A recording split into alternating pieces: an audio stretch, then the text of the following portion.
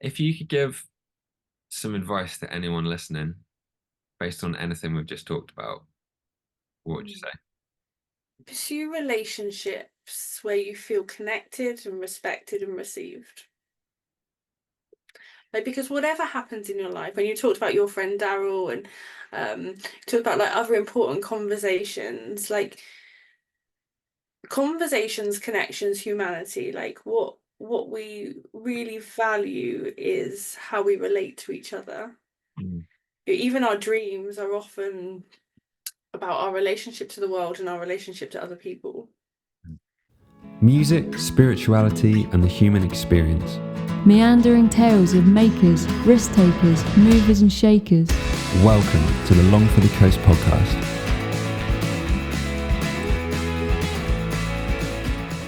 Hey, welcome to the first episode of the Long for the Coast podcast. It's the first of a 4-part series with this amazing therapist called Kirsty, Kell. And we explore lots of stuff around the creative process, chasing after the dream, and what happens when it doesn't work out the way that you planned, and then the kind of process of like regathering yourself a bit after that, and weighing up what feels most important in the next season of life. I think after filming these 4 episodes, I got a little bit trigger happy with the editing. It's a bit choppy, but we had fun doing it. So I'd love for you to join us for the ride of working out how to actually do a podcast in real time. Also, we've got a couple of gigs coming up. On the 23rd of November, I'm playing a solo show at Cabin Cafe in Exmouth. And on the 7th of December, we're playing at St John's Church in Totnes with a 70-piece chamber choir, collaborating with them, so that's going to be really good fun. Also, me and Kirsty are both counsellors, and we thought it would be cool to start offering online group therapy sessions. They're going to be under the topic, Where's My Tribe? A group for those struggling to find meaningful connection. So if that's something that you or anyone you know might be interested in, there should be an Eventbrite link underneath this, or feel free to just send me an email at jamiegouldcounselling@gmail.com. So that's Where's My Tribe? A group for those struggling to find meaningful connection. We're going to do a block of 6 weeks. The sessions are going to start on Tuesday the 12th of November at 7:30 p.m. Each session lasts for 2 hours, so 7:30 to 9:30. They're going to be £30 a session, so it's a bit cheaper than regular one-to-one counselling. And if you want to book a block of 6 up front, then you can have the 6th session for free. So yeah, back to the podcast. We thought it'd be cool to take one of our songs for each of the first 4 episodes and just explore some of the wider humanness narratives from the lyrics, kind of as a way for people to get to know me a little bit better before then switching the emphasis towards the guests that we have on the show. It's all quite new to us, so if you'd like to help us out, the best thing you could do is subscribe to the channel, and I hope you enjoy the episodes. I'm curious about like could you describe to me like what that identity that you created looked like, if you were to describe that person. I remember being 15 and going to the Cabin Club in Exeter and seeing the drummer smoking whilst playing and just not breathing, basically. And I thought that was so cool. And all these like spectacles that aren't like real life all the time, but they're just these moments that are like a painting. Mm-hmm. But none of that is the guy who's like filling out a tax return and just like the normal life stuff. Yeah. Feels Um, like social media, like a akin to social media and like the snapshots that are presented. And then I also think about like childhood stories and fantasies, like the Disney movies or whatever, and how we like try to recreate this one track storyline. yeah.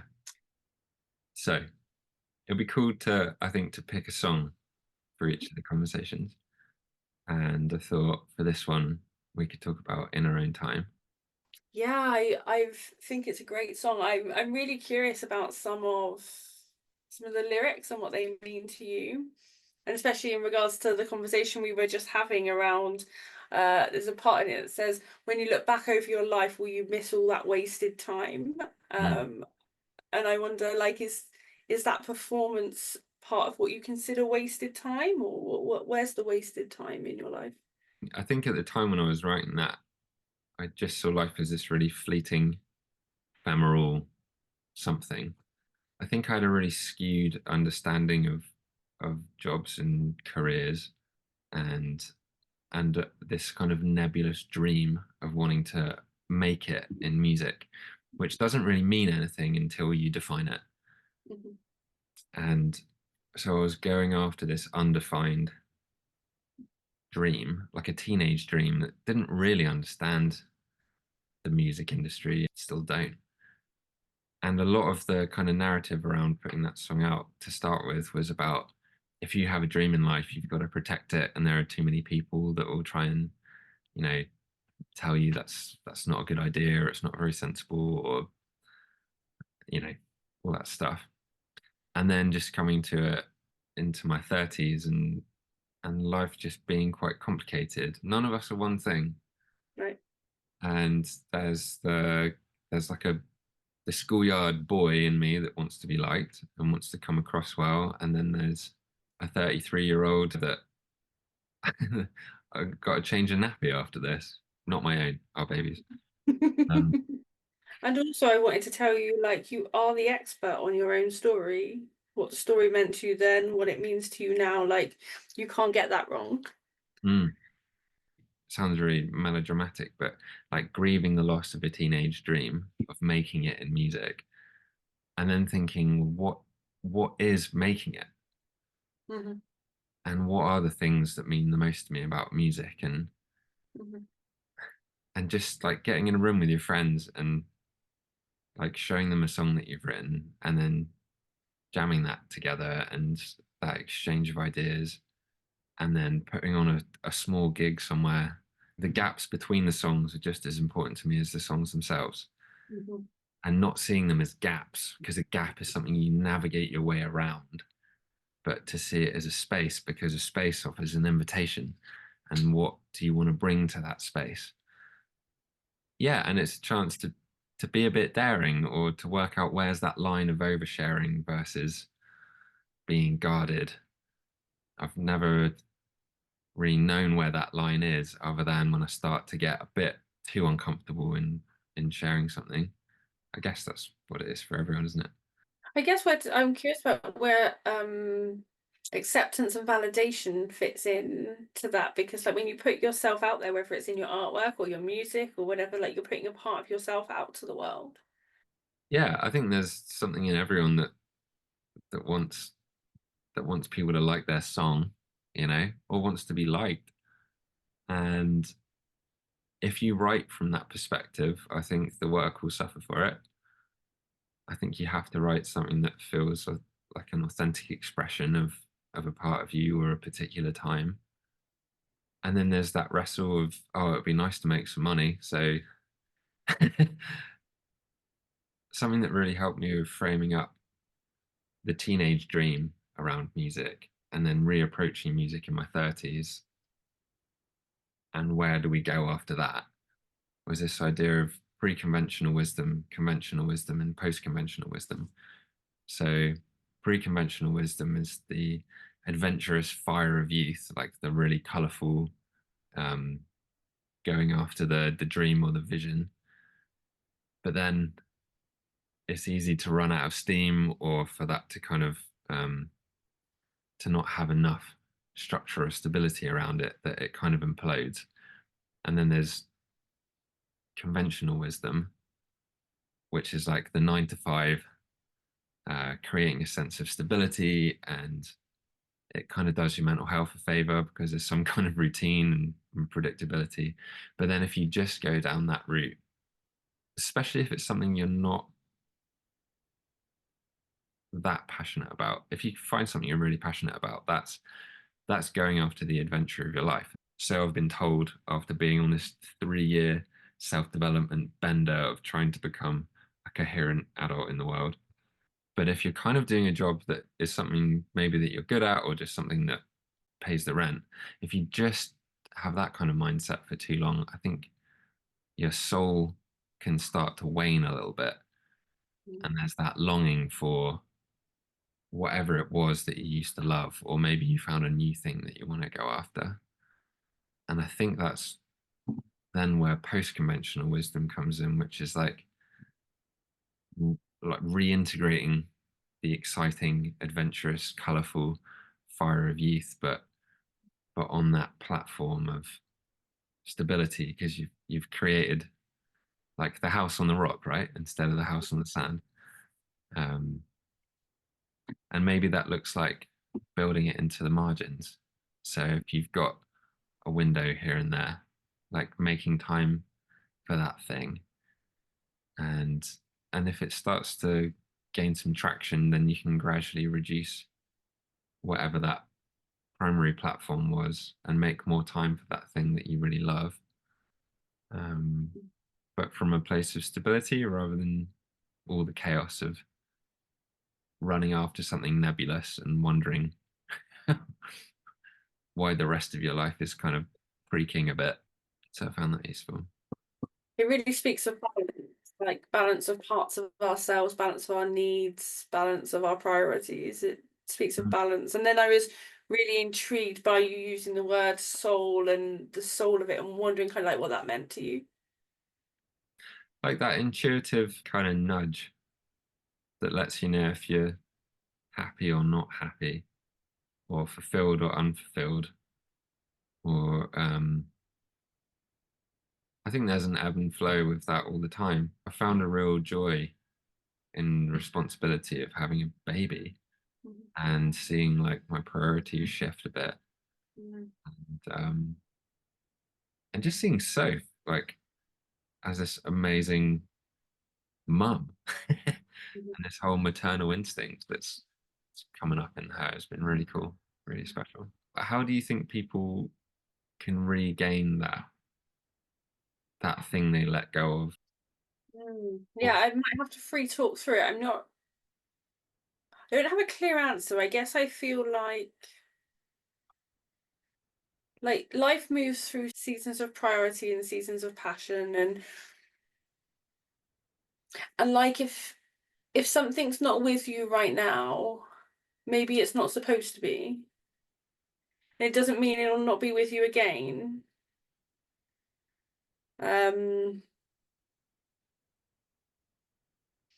guess I think about like my own passions on my own, the things that kind of feed me. There's a lot of artistic stuff in my life and people, and then at times like my focus is my family and my children, and then at other times it's about finding connections, and then I might have like a whole season, sometimes like a winter of like just drawing and painting all the time, and like all of those things being okay in their right time, and a sense of drive. Like if you make time for the space, I love what you said about there being space. Like if you allow space, then what's right at the time will emerge, I think. It's where we have lost space that doesn't give the chance for things that we perhaps aren't prioritizing or aren't taking over to emerge. So I guess then that leads me to answer your question with what would I say to somebody that wants to refine their passion? I'd say maybe be open-minded to what that passion might look like and create some space. How do you do that when you got kids? Yeah, good question. With great difficulty. So for me, I say never, I'll watch the odd movie. I don't have the TV on. Yeah, and I guess that's a lot of planning in. I think there's a lot of planning when you have kids. Like I think when you have kids, your priorities change significantly, and our attachments and our availability and our container for our children becomes what we've decided to do. Yeah. And also that doesn't mean we no longer exist. And we have to create those containers or allow us to be in spaces where those containers are available for us as well as for our children, so that we can model that, because it's also in our lives. Yeah. I liked what you're saying about you just don't really watch TV, because we choose not to have a TV, but we'll watch films and stuff. I saw a sign at a festival once, at a Shambhala festival, and it said the biggest change we need to make in society is one from consumption to creation.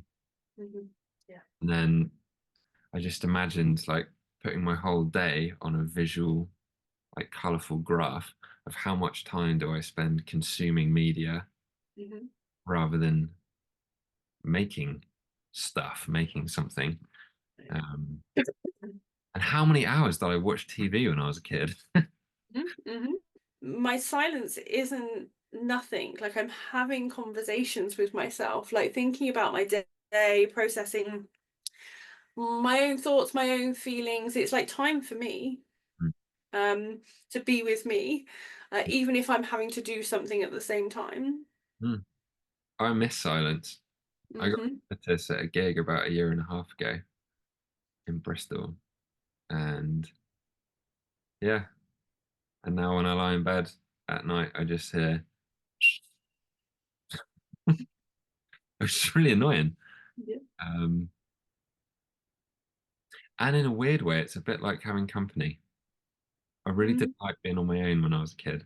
There's something weirdly comforting in the middle of the night about having tinnitus. Yeah, maybe it's the avoidance of silence, because it's a bit like when people say they're scared of the dark. I think that means they're scared of the unknown, because the dark can't hurt you. They're afraid of what could be that we can't see yet. And I wonder if there's something about silence that's if we frame up silence as in anticipation of what could be rather than enjoying silence in and of itself.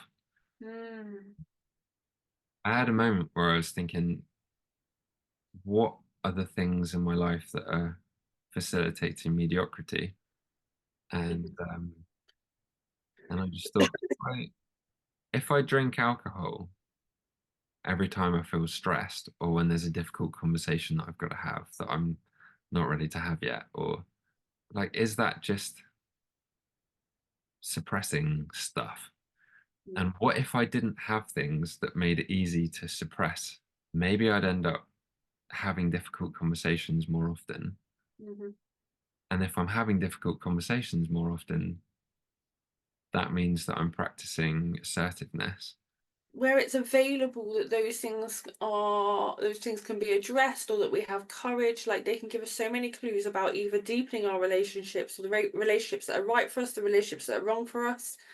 Like, almost like avoiding them is an avoidance of knowing the reality of your relationships, knowing them deeper.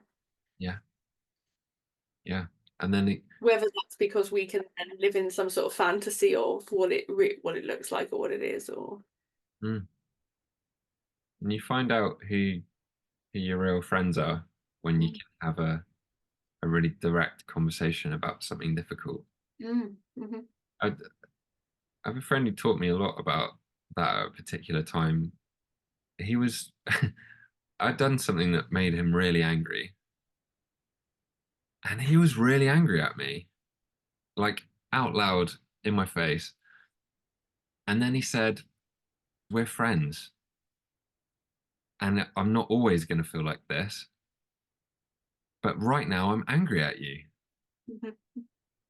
but it won't stay like this. And it was amazing. It was like seeing it's not just now. It's like where things, like, my anger doesn't mean like we're done or finished or executed in any way. yeah. It's just like, this is what it's like being a person, and you've really pissed me off, Jamie. But that's not the end of our friendship. I was like, wow, how reassuring. Like everything that emerges in our thoughts already exists in us. So I'd rather know it. Like it's almost like the more unknown to avoid it. Mm, Like that's more frightening for me. yeah. And like Yeah. practicing sitting in other people's disapproval. hmm I've been trying to do that lately hmm because the people pleaser in me wants to run a million miles from that. hmm But then if you live like a people pleaser, all those acts of self-betrayal gradually build up and you become a resentful person. Right. And I'm done with that. Yeah, yeah. And I think checking in with that most authentic part of yourself, making space, is really important, particularly for the creative process. I think yeah, if I'm doing a songwriting workshop with someone, I'll take them through this little visualization. It's really simple. You just imagine walking into a field, closing this big gate behind you. It's a totally safe field. It's really beautiful. You look down, you see the lake at the bottom of the field. There's a few stars starting to come up. What do you most want to shout at the universe in that moment? And whatever comes to mind, you can use that as the first line of a chorus. Right. And even if someone just shrugs or says, I don't know, it's like, perfect, let's use that. hmm How you doing? Shrug my shoulders. You know, like you can just use anything. Um, and I think if you're used to being a people pleaser, you're not used to acknowledging where you're at or how you feel mid conversation. It's like if someone says to you, oh, I've got some free time at the weekend. Do you want to meet up and go for lunch? Where do you want to go? If your immediate answer to that question is, oh, I don't mind. Where do you want to go? It's like you just bypassed yourself. And that's like a small example of what that's like in lots of different areas of life, right? People pleasers lose a part of themselves in the becoming selfless. Mm, Like people pleasing is about being selfless. mm. And that's quite frightening. I guess different words have different associations in different contexts. I think in church culture, you can be taught that to be selfish is bad and to be selfless is good. Mm. And in a therapeutic context, you're taught to be selfish is self-care and to be selfless is a bit of an identity crisis or like a, I don't Well, know. selfless means no self. Mm. So therefore you don't exist. But then in the Bible it says like love your neighbor as you love yourself. hmm As can be interpreted as equal to. So Right. like don't give out more than you're taking in, otherwise you'll burn out. Absolutely. What is the original authentic spirituality versus the kind of Western cultural manifestation of how do we Right. these ideas and build it into a structure? Yeah. Um, The system of religion rather than spirituality. yeah, and I'm not against it. I mean, there's aspects of it I've had enough of, and I guess I've been away from for a long time, and I'm kind of circling back to at the moment. Um, You talk about that in your music as well, don't you? I'm looking back at those song lyrics. I'm sorry I've been away, shame's a hurricane, I just need some grace. yeah, all that stuff. I think was particularly present when I was writing that song.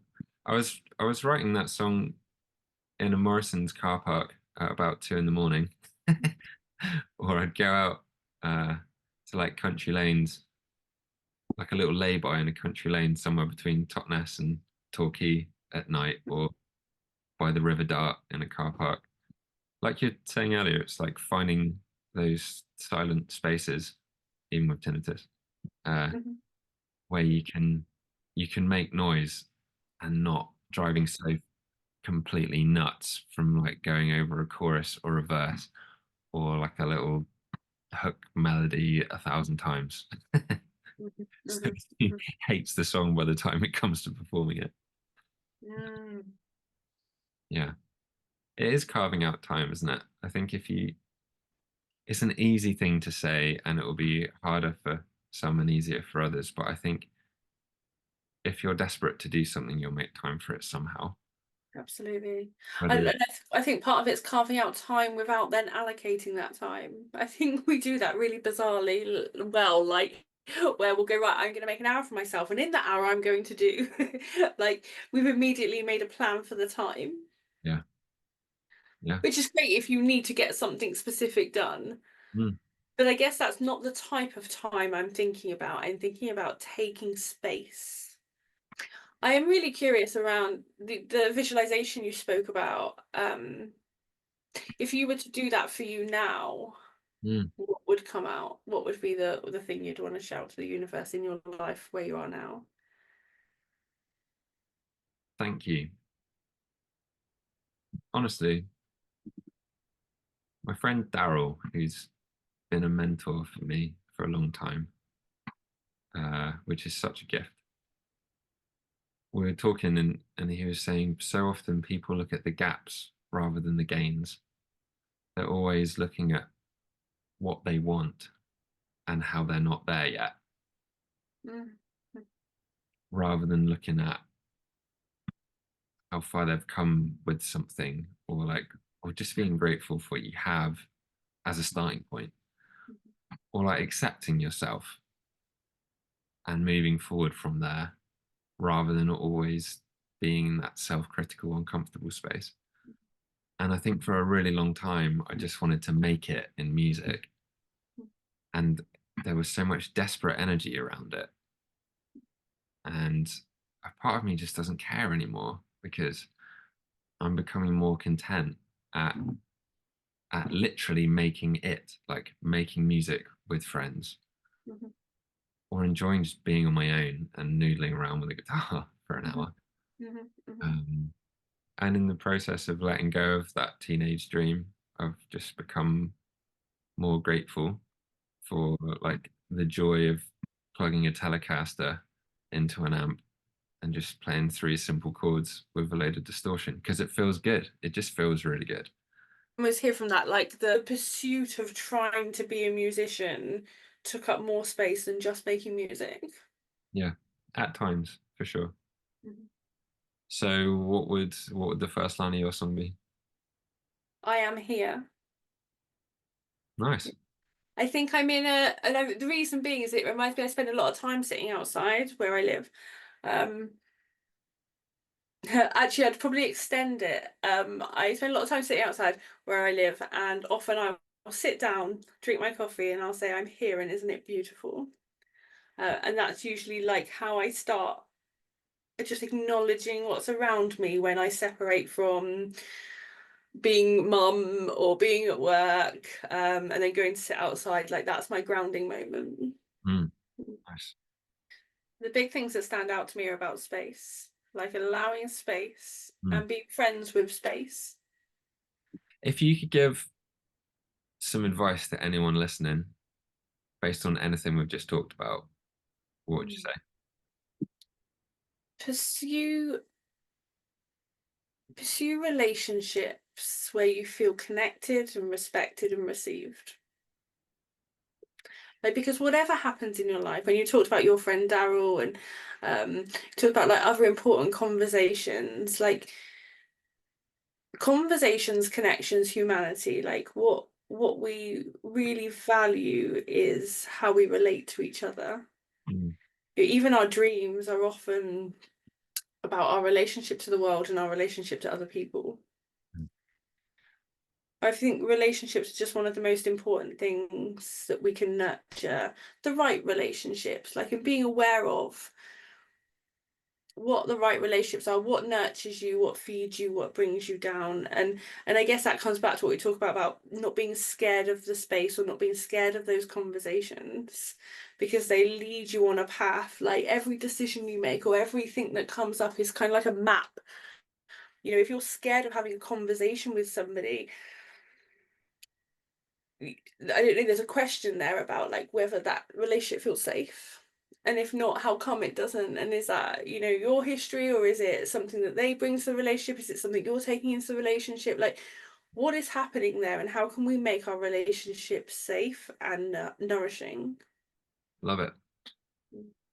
Something I was thinking was, if you have a pursuit or something that you're going after, to just notice if you have a mindset of all or nothing, Mm-hmm. or like if you have a perfectionist streak, like it has to be like this, otherwise it's not good enough. Yeah. Thinking about a different metric for success, and maybe instead of the pursuit being something being perfect or everything versus nothing, and this is the hardest thing to do for me, but what if the pursuit is going after balance? Yeah, balance being everything. Yeah. Versus overwhelm. Mm-hmm. Things are out of whack and you feel overwhelmed. It's like, oh, okay, how do I realign myself with that pursuit of balance and making sure that I've got enough time to look after the part of myself that wants to create, the part of myself that needs to pay bills, the part of myself that needs to be connected with other people, and the part of myself that just needs to be alone. Yeah. And all of that's good and okay. Absolutely, 100%. Totally agree with that. Yeah. Does that feel like a good place to land it today? Absolutely. Thanks for your time, Kirsty. That's all right.